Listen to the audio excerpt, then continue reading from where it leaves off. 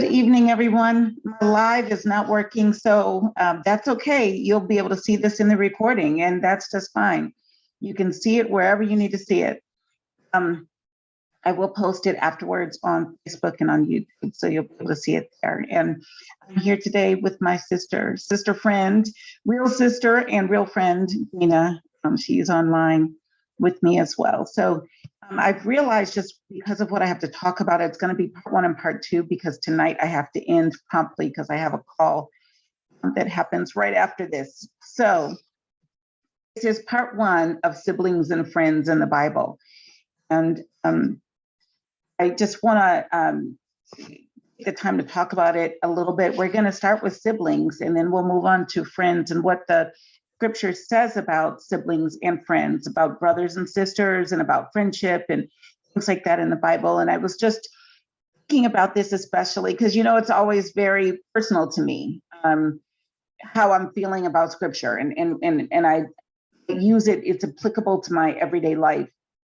And this past weekend, I moved, and my real sister and my sister friends came in town or came over, helped me with moving, and just did everything. My heart is still crying over how much help I got, and recognizing how much I could not have done it without my sisters and my sister and my friends. And so it made me think about siblings in the Bible, and there's so many challenging things with siblings in the Bible, but there are some good stories too.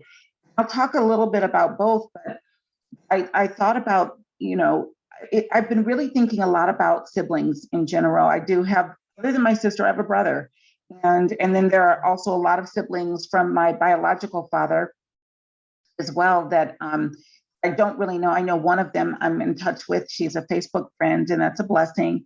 There are people that I don't know, and I was thinking about our family. My grandmother had a number of siblings. I want to say there were 7, and I think 5 were living. I think 2 young, and then others died along the way. But had a lot of issues in their sibling relationship of just not getting along, or long periods of not speaking to each other, like 20 years. I mean, just long time.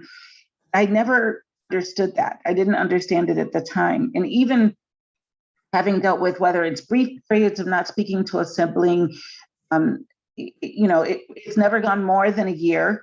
And even that long was not my choice. And it's made me wonder about those relationships. But to be honest with you, sibling relationships, right from the very first set of siblings, Cain and Abel, had challenges. Like, this is nothing new. This is not, we strayed so far that we get back to the original, right from jump. Once that apple had been bitten, and who knows, even if the apple hadn't been bitten, I don't know if Cain and Abel would have had issues anyway.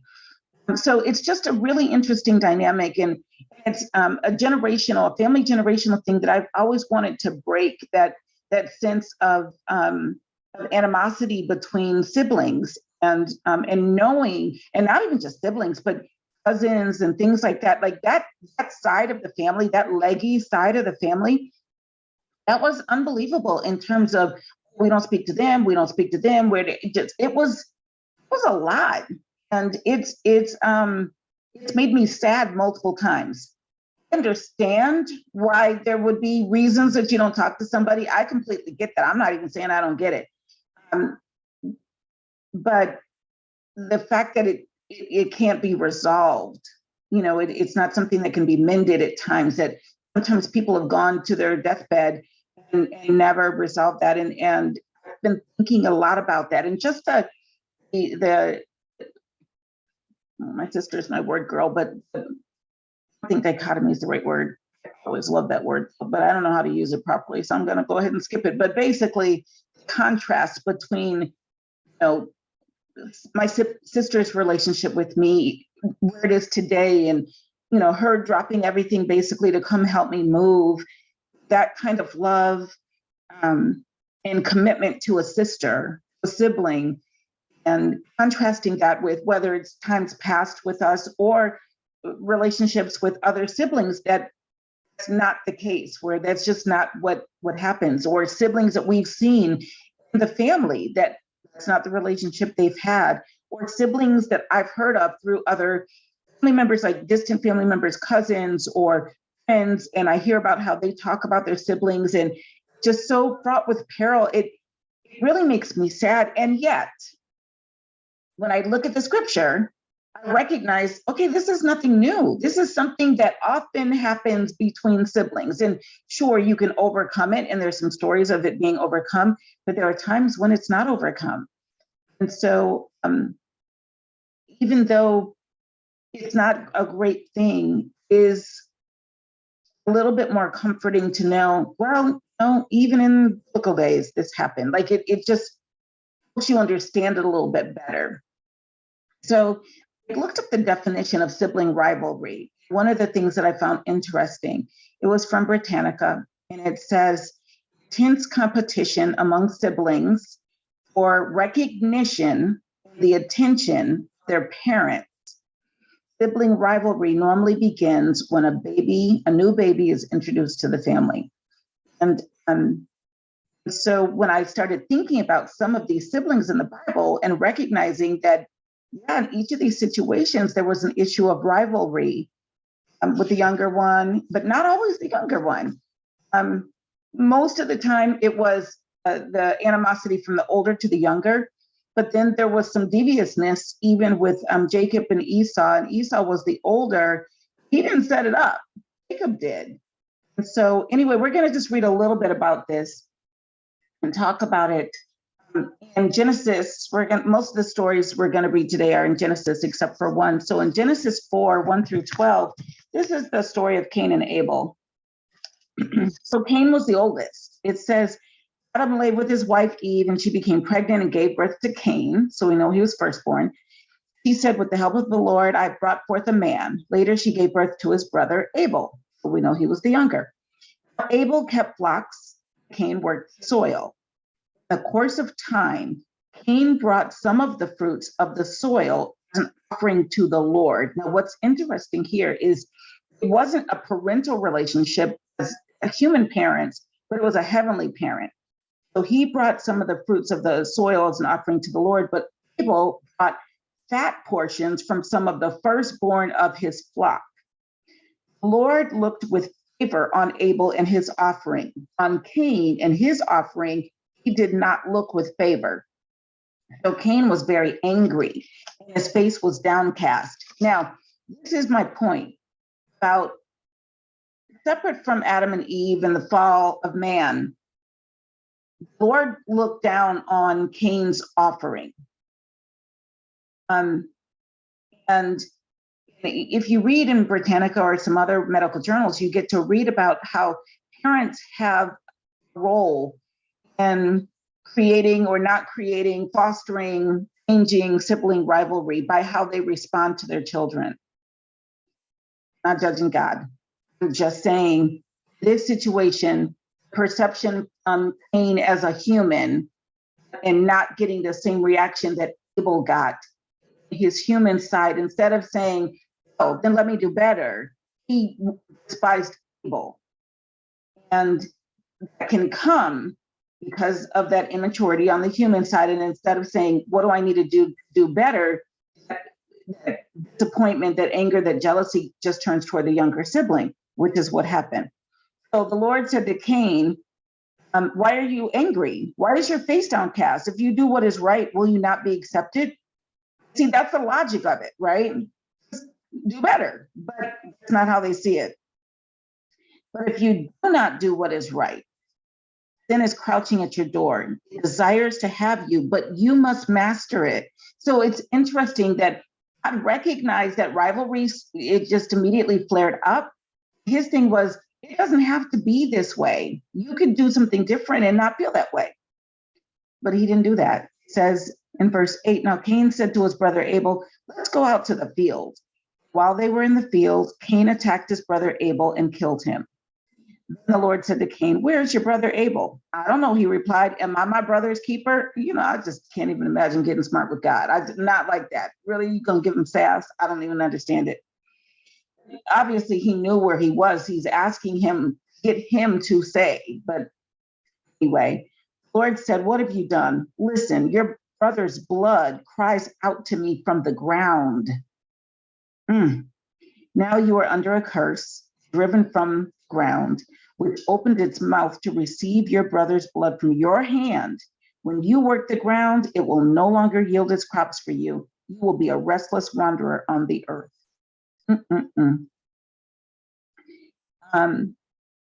If you read on your own, Genesis 16, you'll read about Isaac and Ishmael. So Ishmael was born of Hagar when Sarah couldn't have a baby at first.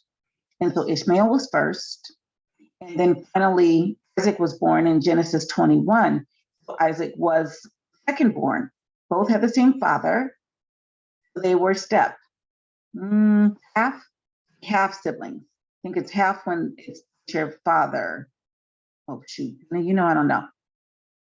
One of them is step siblings and one is half siblings, but whatever it was, they shared the same father, who was Abraham. And yet they had animosity. Ishmael was sent away with his mother Hagar. It doesn't say that Ishmael was jealous of Isaac at that point. It doesn't talk about that, although, well, actually it does. Ishmael bullied Isaac, and Sarah saw it, and that's what made her finally say, that woman has to leave my house and take her child.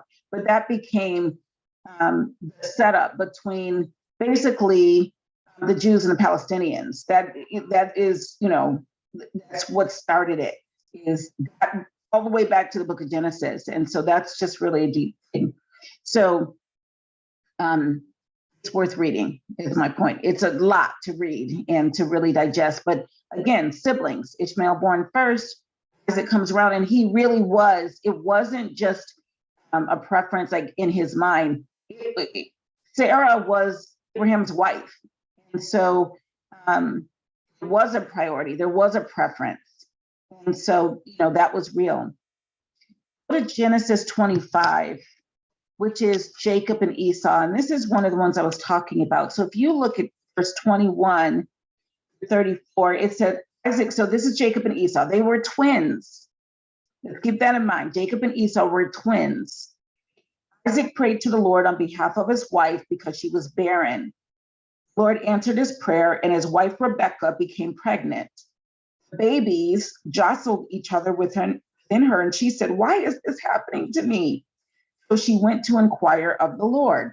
The Lord said to her, "Two nations are in your womb, and two peoples from within you will be separated. One people will be stronger than the other, and the older will serve the younger." Older will serve the younger. When the time came for her to give birth, there were twin boys in her womb. The first to come out was red. His whole body was like a hairy garment.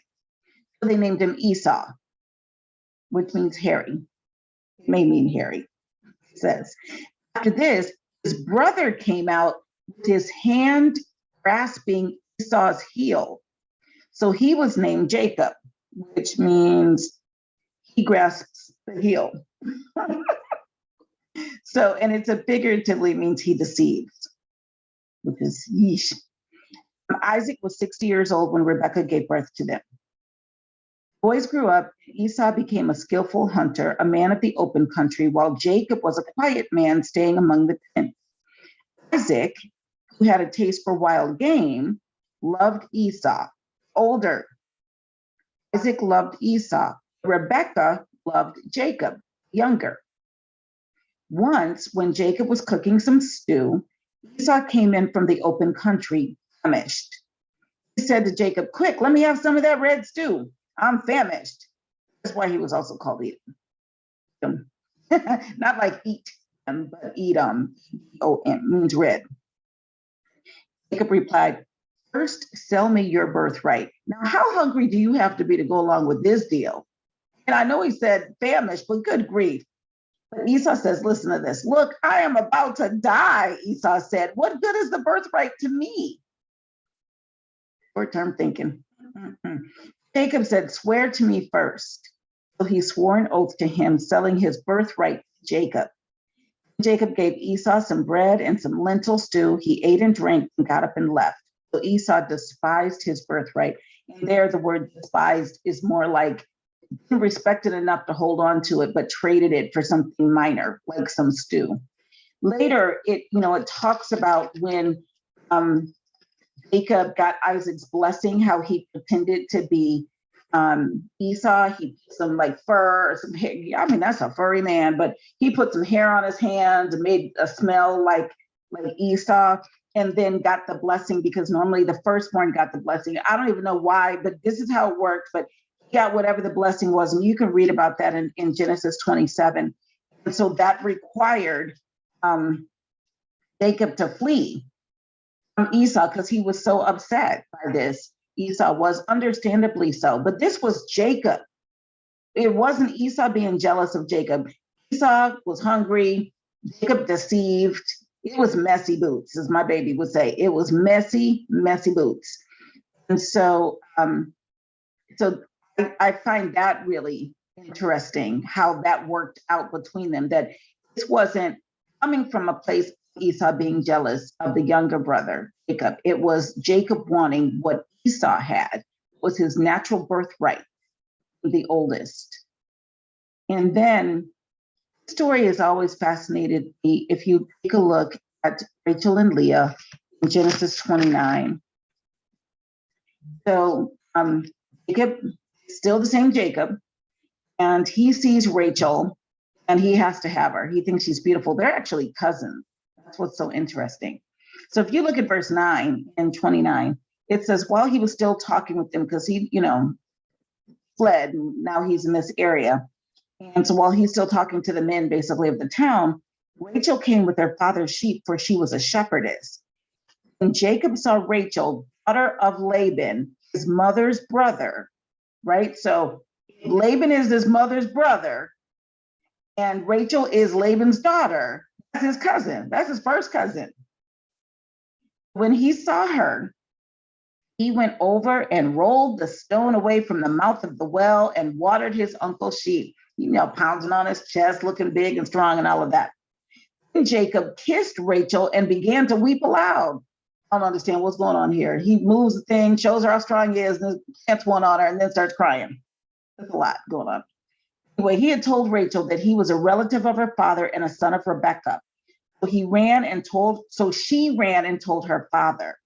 As soon as Laban heard the news about Jacob, his sister's son, he hurried to meet him, embraced him and kissed him and brought him to his home. And there Jacob told him all these things. Laban said to him, "You are my own flesh and blood," because he was. After Jacob had stayed with him for a whole month, Laban said to him, "Just because you are a relative of mine, should you work for me for nothing? Tell me what your wages should be." Now Laban had two daughters. The name of the older was Leah, and the name of the younger was Rachel. Leah had weak eyes, legally blind like me, but Rachel was lovely and firm, beautiful. Jacob was in love with Rachel and said, "I'll work for you 7 years in return for your younger daughter, Rachel." That's some serious love. We all want that, y'all. We want that man that's like, whatever it takes. We do. I'm just saying. And said, "It's better that I give her to you than to some other man. Stay here with me." Jacob served 7 years to get Rachel, but they seemed like only a few days to him because of his love for her. I love that kind of love. Jacob said to Laban, "Give me my wife. My time is completed. I want to lie with her." So they hadn't even done the do. So Laban brought together all the people of the place and gave a feast. But when evening came, he took his daughter Leah and gave her to Jacob, and Jacob lay with her. Laban gave his servant girl Zilpah to his daughter as her maidservant. When morning came, there was Leah. I mean, he was in a frenzy. This woman is in the bed. He just does the thing, thinks it's Rachel. So Jacob said to Laban, "What is this you have done to me? I served you for Rachel, didn't I? Why have you deceived me?" Interesting that his name, remember Jacob, that name meant deceive, he who deceives. And then look at him, he got deceived. So Laban replied, "It is not our custom here to give the younger daughter in marriage before the older one. You could have told me that at the beginning of the 7 years." Just saying, he who deceives got deceived. This daughter's bridal week, We will give you the younger one also, because, back in the day, they could marry one. Return for another 7 years of work. He had to finish 1 week with Leah, a bridal week, and then he was going to be given Rachel. And then even though he had Rachel, he had to still work for 7 years. And Jacob did so. He finished the week with Leah, and then Laban gave him his daughter Rachel to be his wife. Laban gave his servant girl Bilhah to his daughter Rachel as her maidservant. Jacob lay with Rachel also, and he loved Rachel more than Leah. And he worked for Laban another 7 years. Now, what I found interesting, doesn't say he loved Rachel only, he didn't love Leah. It says he loved Rachel more than Leah. So that in terms of sibling rivalry, because if you look later, you'll see that Leah is jealous of Rachel because he can feel the difference in the love. And so, he didn't even love me. Will you open my womb again? So Leah gave him a bunch of kids, and Rachel gave him Joseph, then gave him Benjamin. And during childbirth of Benjamin, she passed on. So in Genesis, we read about Joseph, and I'm not going to go into that story because y'all know the story of Joseph and his brothers. He was at the time the youngest, second youngest. So Joseph and Benjamin were the last two, and they were Rachel's sons. And it was just interesting how his older brothers despised him, partially because of that sibling rivalry, wife rivalry, spouse-wife rivalry that had been set up between Rachel and Leah. And I have to wonder what those relationships were like. Like, did Rachel love Jacob like he loved her? And then to find out, wait, you're sleeping with, that's some messy boots right there. I have to do something. I have to write something on that story, because what must that relationship have been like? I want to show something, even though it's messy. And if you read in Britannica, like I shared, and I'll put the link in the chat at some point, you see that it says that even when there's been sibling rivalry and a challenge with the siblings, that typically after the parents pass on, that the siblings tend to reconcile. Because if that rivalry comes from the attempt to win favor with the parents or be looked at as equals with the parents, then yes, once those parents are gone, a lot of that rivalry can end. And so that's interesting. If you look in Genesis 33, you can see reconciliation between Jacob and Esau, which is really interesting. And of course, by this time, their father had passed. So there's a lot of buildup to the meeting. But if you look at Genesis 33, 1 through 11, it basically talks about their reconciliation. Jacob looked up. There was Esau coming with his 400 men. So he divided the children among Leah, Rachel, and the two maidservants. He put the maidservants and their children in front, Leah and her children next, and Rachel and Joseph in the rear. He himself went on ahead and bowed down to the ground 7 times as he approached his brother.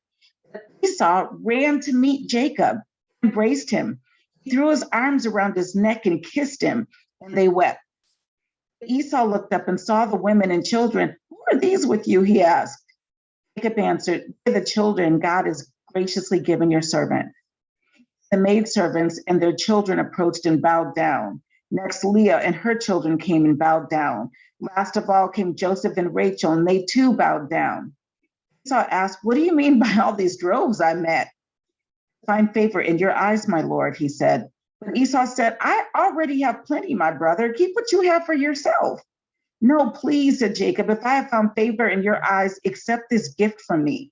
To see your face is like seeing the face of God, now that you have received me favorably. Please accept the present that was brought to you. God has been gracious to me, and I have all I need. Because Jacob insisted, Esau accepted it. And you can also read Genesis 45, when Joseph made himself known to his brothers, they reconciled as well. And they too, they hugged and kissed, and there were tears and all of that. His father wasn't yet passed. He was able to see his father before he passed, but it's just interesting that in the reconciliation that is possible when there has been sibling rivalry or disconnect with siblings is possible. So yeah, there are so many stories of Cain and Abel, or Jacob and Esau, or Isaac and Ishmael. I need to look and see, because I want to say Isaac and Ishmael came together when their father passed, when Abraham passed. I'm almost sure. And so you can see that there are times when they can do that reconciliation. So, like I said, this is going to be part one of this message. Do part two next week. We're going to talk about Mary, Martha, and Lazarus, and then we're going to talk about who Jesus's friends were, his, how that worked out, and what the Bible says about friendship and what it says about sisters and brothers. So it is just an interesting topic to really think about and recognize that there is historically, that disconnect. It doesn't have to stay that way. And it's encouraging to see stories like Jacob and Esau and stories about Joseph and his brothers, and recognize that we're able to reconcile. So anyway, at a time when I'm feeling especially grateful for my sister and my brother as well, although I haven't talked to him in a long time, the story of siblings really just resonated with me, and I wanted to share it with you. So I'm going to ask my sister to come on screen if she's willing. Let's see if she's willing. She might not even be there anymore. Wait, there she is. I'm here. I'm on my phone. I'm kind of moving around. Hi, sister. Hey, sister. Any thoughts before I sign off on our Zoom? Glad I have my siblings. Happy to have my siblings. Me too. I'm so thankful for you. My precious sister. I'm really thankful for you. Anyway. I'm grateful. Hey, everyone. I will see you next week. We're going to pick up with part two, talking about friendships, a little bit more about siblings with Mary, Martha, and Lazarus. Have a great night, everyone.